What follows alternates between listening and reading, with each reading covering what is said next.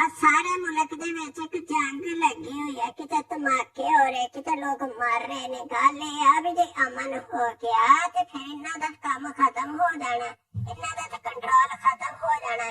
ਇਸ ਲਈ ਜ਼ਰੂਰੀ ਆ ਵੀ ਕਿਤੇ ਧਮਾਕੇ ਹੋਣ, ਕਿਤੇ ਡਰੋਨ ਹਮਲੇ ਹੋਣ, ਕਿਤੇ ਇhtਜਾਜ ਹੋਣ ਤੇ ਉੱਥੇ ਖੂਨ ਦੀ ਹੋਲੀ ਵੀ ਖੇਲੀ ਜਾਏ। ਕਿਤੇ ਇਹ ਆਮ ਜਿਹੜੇ ਬੰਦੇ ਤੇ ਫੌਜੀ ਹੁੰਦੇ ਤੇ ਕੀੜੇ ਮਕੌੜੇ ਹੁੰਦੇ, ਇਹਨਾਂ ਨੂੰ ਮਾਰ ਕੇ ਪੁੱਤਰਿਆਂ ਨੇ ਤੇ ਕਮਾਈ ਕਰਨੀ ਹੁੰਦੀ ਆ, ਤਾਂ ਕਿ ਰੋਲੇ ਗੋਲੇ ਚ ਖੌਫ ਦੇ ਵਿੱਚ ਤਮਾਮ ਵਸਾਇਲ ਤੇ ਕਾਬੂ ਵੀ ਪਾ ਲਈਏ, ਫਿਰ ਸਮਗਲਿੰਗ ਵੀ ਕਰ ਲੈਣਾ, ਸਾਰਾ ਖਜ਼ਾਨਾ ਵੀ ਕੰਟਰੋਲ, ਕਾਨੂੰਨ ਵੀ ਕੰਟਰੋਲ ਆ।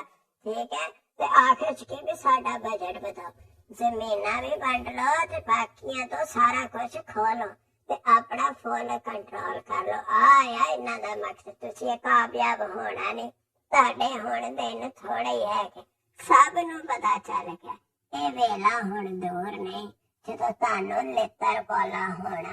ਇਹ ਦੁਨੀਆ ਵੇਖੇਗੀ ਤੁਹਾਡੇ ਨਾਲ ਕੀ ਹੋਣਾ, ਤੁਹਾਡਾ ਅਸਲੀ ਚਿਹਰੇ ਦਾ ਸਭ ਨੂੰ ਪਤਾ ਚੱਲ ਚੁੱਕਿਆ। ਕਿਵੇਂ ਤੁਸੀਂ ਡਰਾਮੇ ਕਰਕੇ, ਇਸ਼ਾਰੇ ਕਰਕੇ, ਧਮਾਕੇ ਵੀ ਕਰਾਂਦੇ, ਸਾਰਾ ਕੁਝ ਤੁਸੀਂ ਖੁਦ ਕਰਦੇ ਹੋ। ਠੀਕ ਆ।